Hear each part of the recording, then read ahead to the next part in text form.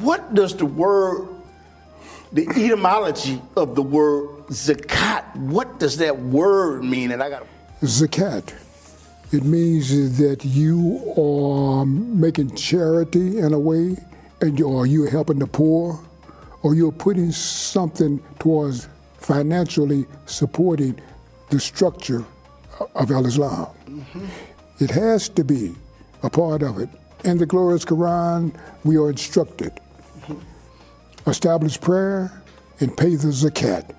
Very important institution in any growth, any social growth, has to have financial stability. So watch our two YouTube channels. One is with Islamic videos and the other one is about current events. The links will be in the description. Peace.